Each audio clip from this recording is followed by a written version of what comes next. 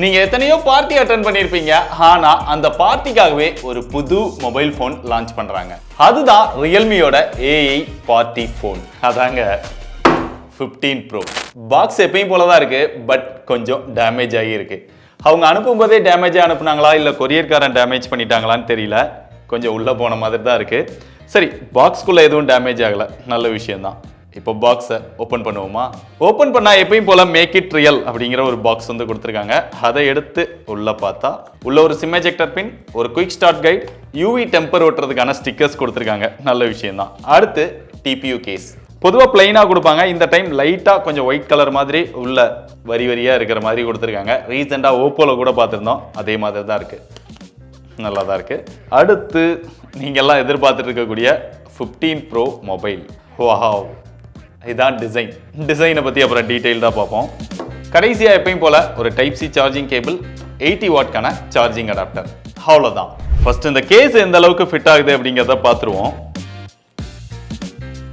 நல்லா தான் இருக்குது. இந்த கேமராக்கெல்லாம் சுற்றி நல்லா பம்ப் கொடுத்துருக்காங்க, அதனால கீழே வச்சாலும் அது கேஸில் தான் படும், டைரெக்டாக கேமராவை அஃபெக்ட் பண்ணாது.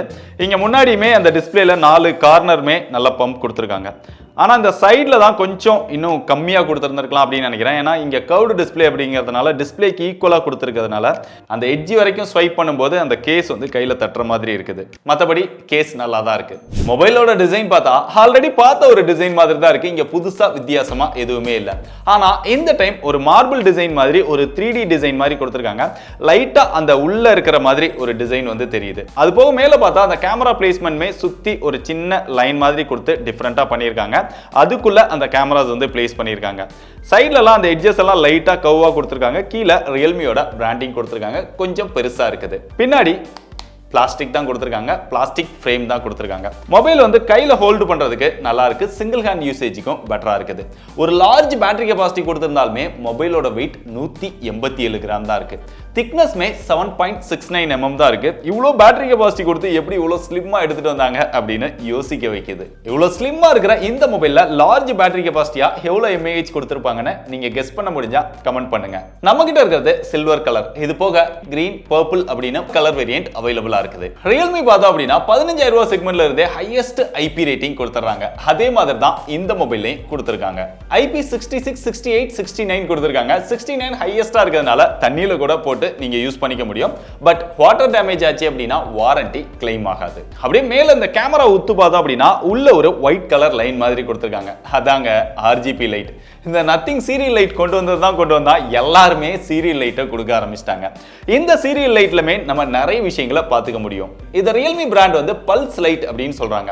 இதை நீங்க கஸ்டமைஸ் பண்ணோம் அப்படின்னா செட்டிங்ஸ்ல பல்ஸ் லைட் அப்படின்னு போய் அதை ஆன் ஆஃப் பண்ணிக்கலாம். அதுக்குள்ளேயுமே calls, alarm, music, low battery, camera, இந்த மாதிரி பல ஃபீச்சர்ஸ் வந்து கொடுத்துருக்காங்க. எதெல்லாம் உங்களுக்கு தேவையோ அதை மட்டும் ஆன்ல வச்சுக்கலாம், எது தேவையில்லையோ அதை ஆஃப் பண்ணிக்கலாம். இது ஒரு இன்ட்ரெஸ்டிங்கான ஃபீச்சரா தான் இருக்கு. அப்படியே ஃப்ரண்ட்ல வந்தோம் அப்படின்னா இங்க டிஸ்பிளேக்கு ப்ரொடெக்ஷனா கார்னிங் கொரில்லா கிளாஸ் கொடுத்துருக்கோம் அப்படின்னு பிராண்ட் வந்து சொல்லியிருக்காங்க. பட் என்ன வெர்ஷன் அப்படிங்கறத அஃபீஷியலா மென்ஷன் பண்ணல. டிஸ்பிளேன்னு பார்க்கும்போது 144 ஹெர்ட்ஸ்ல AMOLED டிஸ்பிளே கொடுத்திருக்காங்க. அதுவும் கர்வ்டு டிஸ்பிளே, குவாட் கர்வ்டு டிஸ்பிளேவா கொடுத்திருக்காங்க. இத 4D டிஸ்பிளே அப்படின்னு பிராண்ட் கிளைம் பண்றாங்க. இங்க கர்வ்டு டிஸ்பிளே கொடுத்திருக்கனால அந்த பெசல்ஸ் எல்லாம் ரொம்பவே கம்மியா இருக்குது. இங்க மேக்ஸிமமா 94% screen to body ratio achieve பண்ணிருக்காங்க.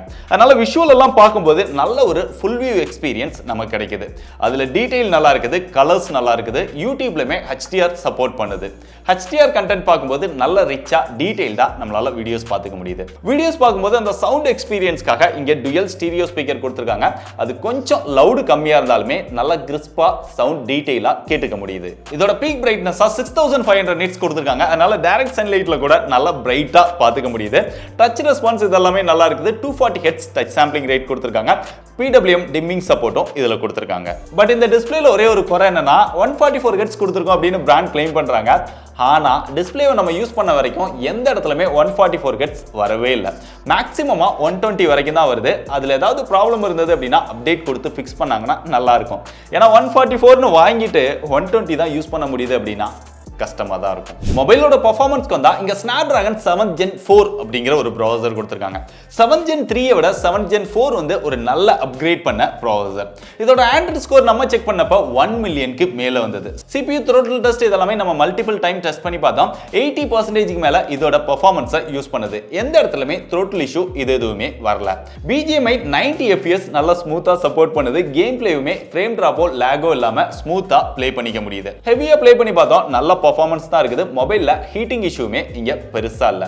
அதுக்குமே இங்க ஹீட்டர் ரெடியூஸ் பண்றதுக்காக 7000 mm ஸ்கொயர்ல வேப்பர் சேம்பர் கூலிங் சிஸ்டமும் இந்த மொபைல்ல கொடுத்திருக்காங்க. சோ எனக்கு Snapdragon ப்ராசஸர் தான் வேணும் அப்படின்னு நினைக்கிறவங்களுக்கு இந்த மொபைல் வந்து பெட்டர் சாய்ஸா இருக்கும். பட் இதுல ஹைலைட் என்னன்னா இதோட கேமரா தான். ஏன்னா 3 50 மெகாபிக்சல் கேமரா கொடுத்திருக்கோம் அப்படிங்கறத தான் பிராண்ட் வந்து பெருசா ஹைலைட் பண்றாங்க. அது போக AI பார்ட்டி போன் அப்படின்னு தான் இவங்க மார்க்கெட்டிங்கே பண்றாங்க. சோ அப்படி என்னென்ன இருக்கு அப்படின்னு பார்த்தா இங்க பிரைமரி சென்சாரா 50 மெகாபிக்சல் சோனி சென்சார் கொடுத்திருக்காங்க. IMX 896 அப்படிங்கிற சென்சாரோட OIS சப்போர்ட்டும் கொடுத்திருக்காங்க. செகண்டரி சென்சாரா அல்ட்ரா வைட் ஆங்கிள் சென்சாரும் 50 மெகாபிக்சல் கொடுத்திருக்காங்க. ஆம்னி விஷன் சென்சாரோட கொடுத்திருக்காங்க. பட் இங்க பார்க்கிறதுக்கு 3 கேமரா இருந்தாலும் மூணாவதா இருக்கிறது கேமரா கிடையாது. அதுக்குள்ள IR பிளாஸ்டர் மட்டும் தான் இருக்குது. சோ இது ரெண்டு மட்டும் தான் கேமரா. அப்படிங்க செல்ஃபி கேமராக்கு வந்தா இதுலமே 50 மெகாபிக்சல் கொடுத்திருக்காங்க. ஆம்னி விஷன் சென்சாரோட கொடுத்திருக்காங்க. ரியர் கேமராவோட பெர்ஃபார்மன்ஸ் அவுட்டோர்ல லைட்டிங் கண்டிஷன்ஸ்ல எடுக்கும்போது கலர்ஸ் எல்லாம் நல்லா நேச்சுரலா எடுத்து தருது. ஸ்கின் டோன்ல எல்லாமே பார்க்கிறதுக்கு நல்லா இருக்குது. கான்ட்ராஸ்ட், சேச்சுரேஷன், டைனமிக் ரேஞ்ச் இதெல்லாமே பெட்டரா இருக்குது. டீடைலுமே நல்லா தான் இருக்குது. பிரைமரி சென்சாரோட அல்ட்ரா வைட் ஆங்கிள் போட்டோஸ் எடுக்கும்போது ஓரளவு டீடைல் வந்து பெட்டரா இருக்குது. இங்க அந்த எக்ஸ்போஷரும் நல்லா தான் இருக்குது. அப்படியே போர்ட்ரேட் ஷாட்ல அந்த எட்ஜ் டிடெக்ஷன் இதெல்லாமே நல்லா இருக்குது. கலர்ஸும் நல்லாவே எடுத்து தருது. அப்படிங்க செல்ஃபி கேமராவுக்கு வந்தோம் அப்படின்னா ரியரோட செல்ஃபி கேமரால அந்த ஸ்கின் டோனோட கலர்ஸ் எல்லாம் நல்லா பெட்டரா எடுத்து தருது. சேச்சுரேஷன் கொஞ்சம் ஹையா இருக்கிற மாதிரி ஒரு ஃபீல் வருது. ஆனா செல்ஃபி கேமரால அந்த போர்ட்ரேட் ஷாட்ல அந்த எட்ஜ் டிடெக்ஷன் எல்லாம் கொஞ்சம் புவரா இருக்குது. ஒரு சில நேரம் ஹேர் கட் ஆயிடுது, காதே கட் ஆயிடுது. சோ அதை இன்னும் கொஞ்சம் ஆப்டிமைஸ் பண்ணி இம்ப்ரூவ் பண்ணாங்கன்னா நல்லா இருக்கும். இந்த போர்ட்ரேட் ஷாட்லமே சரி முடி, காது இதுதான் போனா கூட பரவாயில்ல அப்படின்னு நினைச்சா நாங்க குரூப்பா ஒரு போட்டோ எடுத்தோங்க. அந்த போட்டோல ஒரு ஆளோட ஃபேஸவே கட் பண்ணிடுச்சு. சோ இந்த அளவுக்கு ஒரு புவரான எட்ஜ் டிடெக்ஷன் இருக்குது. இதை கொஞ்சம் ஆப்டிமைஸ் பண்ணி இம்ப்ரூவ் பண்ணா நல்லா இருக்கும். அப்படியே இன்டோர்ல ஓரளவு டீசென்டான லைட்டிங்ல எல்லாம் எடுக்கிறீங்க அப்படின்னா இது ஆப்டிமைஸ் பண்ணி கொஞ்சம் நாய்ஸ் எல்லாம் ரெடியூஸ் பண்ணி நல்ல பெட்டரான போட்டோஸ் தருது. பார்க்கிறதுக்கு நல்லா இருக்குது.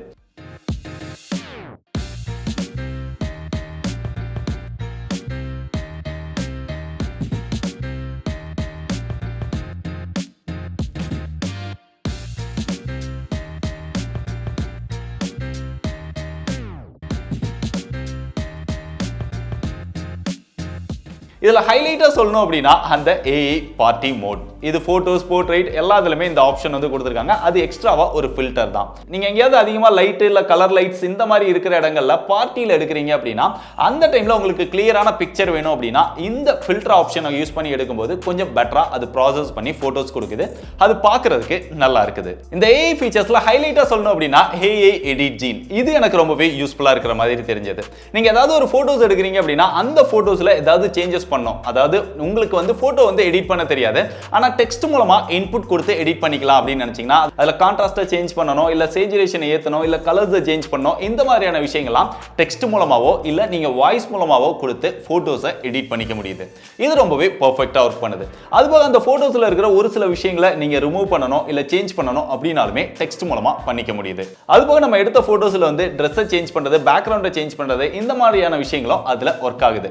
அதே மாதிரி சில நேரம் நீங்க கையில ஏதாவது லைட்டை பிடிச்சு போட்டோ எடுக்கிறீங்க இல்ல லைட்டுக்கு பக்கத்துல நின்னு போட்டோஸ் எடுக்கிறீங்க அப்படின்னா உங்க போட்டோஸ்ல அந்த கிளார் வந்து அடிக்கும். சோ அதையுமே AI மூலமா ரிமூவ் பண்ணிக்க முடியுது. இந்த ஆப்ஷனும் நல்லாவே வர்க் பண்ணுது. சில நேரம் நீங்க ஏர்லி மார்னிங்லயோ இல்ல நைட் டைம்லயோ கொஞ்சம் பனிமூட்டமா அதிகம் இருக்குது இல்ல அதிகமான வெயில்ல நின்னு ஓவர் எக்ஸ்போஷர்ல போட்டோஸ் எடுக்கிறீங்க அப்படின்னா சோ இதுக்கு AI லேண்ட்ஸ்கேப் அப்படின்னு ஒரு ஆப்ஷன் கொடுத்திருக்காங்க. அதை யூஸ் பண்ணி போட்டோஸ் எடுக்கும்போது நல்ல டீடைலா நம்மளால போட்டோஸ் எடுத்துக்க முடியுது. அந்த ஃபோக் எல்லாமே ரிமூவ் பண்ணி பெட்டராவே கொடுக்குது. இது போக Realme மொபைல்ஸ்ல இப்ப ரீசன்ட் டைம்ஸ்ல கொடுக்குற மாதிரி AI யோட அந்த ஸ்னாப் மோட், லைவ் போட்டோஸ் இதெல்லாமே கொடுத்திருக்காங்க. இதுபோக நீங்க கேமரால போட்டோஸ் எடுக்கும்போது நல்லா வைப்ரண்டா எடுக்கணும் இல்ல கிறிஸ்பா எடுக்கணும் அப்படினாலுமே அதுக்குமே ஆப்ஷன் கொடுத்திருக்காங்க. இங்க வைப்ரண்ட் அப்படின்னு செலக்ட் பண்ணும்போது எக்ஸ்போஸ் வந்து கொஞ்சம் அதிகமா இருக்குது, டீடைல் வந்து நல்லா இருக்குது. கிறிஸ்ப் அப்படின்னு எடுக்கும்போது எக்ஸ்போஸ் வந்து கொஞ்சம் கம்மியா ஷார்ப்பா போட்டோஸ் வந்து எடுத்து தருது. சோ இதுதான் இதுக்குள்ள டிஃபரன்ஸ். இந்த மாதிரி ஆப்ஷனும் இதுல கொடுத்திருக்காங்க. அப்படியே வீடியோ செக்மெண்ட்க்கு போகும்போது இந்த டைம் 4K 60 fps கொடுத்தது நல்ல விஷயம் தான். ரியர் அண்ட் செல்ஃபி ரெண்டுலயுமே 4K 60 fps நம்மளால வீடியோஸ் வந்து எடுத்துக்க முடியுது. அல்ட்ரா வைட்லமே வீடியோஸ் எடுத்துக்கலாம், அதுவுமே 4K 60 fps நம்மளால வீடியோஸ் வந்து எடுத்துக்க முடியுது. அது போக இங்க OIS ஆன் பண்ணீங்க அப்படின்னா மேக்ஸிமமா 1080 60 fps நம்மளால வீடியோஸ் வந்து எடுத்துக்க முடியுது. 4K ல எடுக்கும்போது நல்ல டீடைலா குவாலிட்டியா நம்மளால வீடியோஸ் வந்து எடுக்க முடியுது. அது பார்க்கிறதுக்கு நல்லாவும் இருக்கு. மொபைலோட சாஃப்ட்வேர்னு பார்த்தா out of the box Android 15 கொடுத்திருக்காங்க. Realme UI 6.0 6.0 வந்து அப்படியே கலர் OS தான்.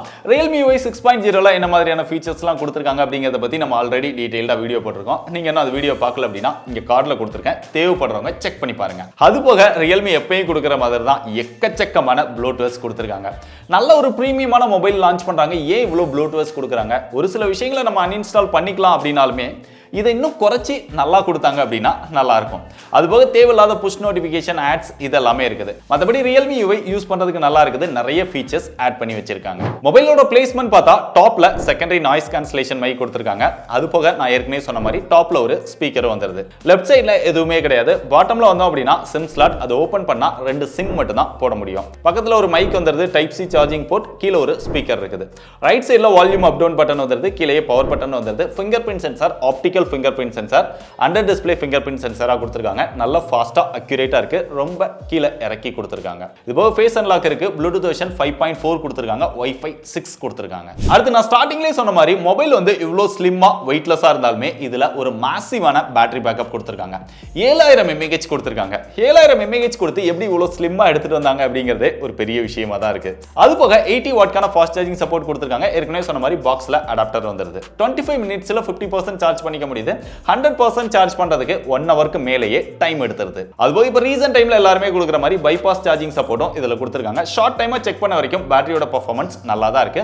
இருந்தாலும் டீடைல்டா செக் பண்ணிட்டு உங்களுக்கு தேவைப்பட்டா ரிவ்யூல அப்டேட் பண்றேன். கடைசியா அதோட பிரைஸ் அப்படின்னு பார்த்தா இந்த வீடியோ நான் எம்பார்கோல ஷூட் பண்ணிட்டு இருக்கறனால இதோட எக்ஸாக்ட்டான பிரைஸ் வந்து எனக்கு தெரியாது. நம்ம கிட்ட இருக்கிறது 12+256 இருக்கு. இது போக என்ன வேரியன்ட் வருது அப்படிங்கிறது தெரியல. இந்த 12+256 பாத்தீங்க அப்படின்னா 25000 ரூபாய்க்கு மேல பிரைஸ் பண்ணுவாங்க அப்படின்னு தான் எதிர்பார்க்கிறேன். இதே மாதிரி பேஸ் வேரியன்ட்டா 8+128 அந்த மாதிரி ஏதாவது கொண்டு வந்து ஒரு 20000 இருந்து 25000 ரூபாய்க்குள்ள பிரைஸ் பண்ணாங்க அப்படின்னா நல்லா இருக்கும். இன்னும் கம்மியா 20000க்கே கொண்டு வந்தா நல்லா தான் இருக்கும். பட் என்ன பிரைஸ்க்கு வருது அப்படிங்கறத பாருங்க. டிஸ்கிரிப்ஷன்ல பிரைஸ் அப்டேட் பண்ணிருப்பேன். சோ அந்த பிரைஸை பார்த்துட்டு நான் சொன்ன விஷயங்கள்லாம் உங்களுக்கு பெஸ்ட்னு தோணுச்சுன்னா வியூ ப்ராடக்ட் அப்புறம் டிஸ்கிரிப்ஷன்ல ப்ராடக்ட்டோட லிங்க் இருக்கு, செக் பண்ணி பாருங்க.